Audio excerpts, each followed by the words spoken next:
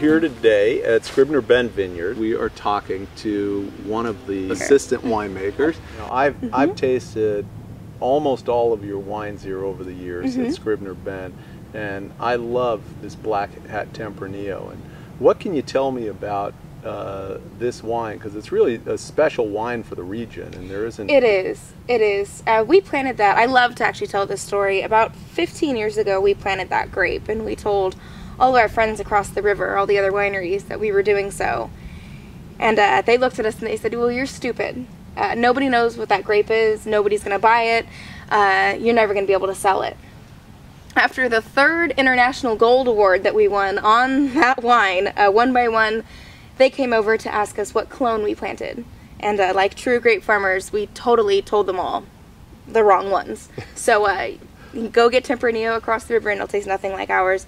I have to say, this is where a lot of experiment comes in. It's about the clone.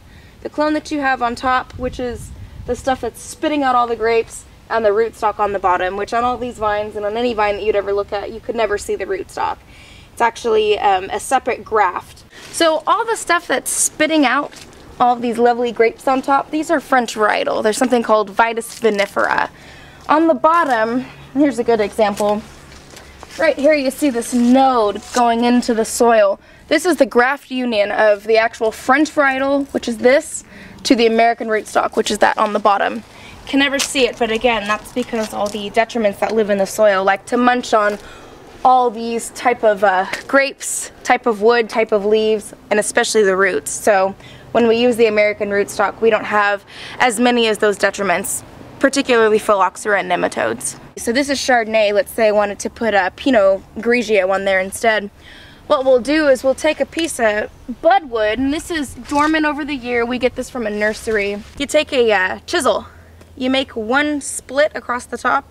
What you do is you actually stick this new varietal in that split, wrap some tape around it, wrap some tar around it, and then within about 30 to 60 days, this shoot will actually become this arm, which will bear the new spurs, which will bear the new fruit. And then we'll have Pinot Noir on a Chardonnay vine. On a Chardonnay, yes, exactly. And you can do that multiple times over and over and over again, as long as the vine is healthy. This is the second crop. Things like this. So much growth is happening that this tiny little guy, yeah. There's so much growth happening that instead of a tendril producing, it actually produced a tendril with berries on the end. And this is just very characteristic that our vines are very vigorous and they like to shoot out a lot of crop. Well, let's just go pour you a little bit more wine, and then I want to have you tell us about Tempranillo? About this wine in particular.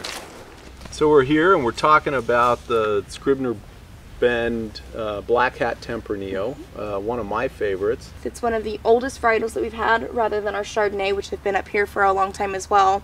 It's a really nice light red wine, but still a bit of alcohol. I have to say too, it's the only skin on any variety that we have out there that doesn't emulate a heavy, heavy black pepper taste, which is good for us because I sell this as our white wine drinkers red wine. Really easygoing fruit, lots of blackberry, black cherry, little vanilla, cinnamon.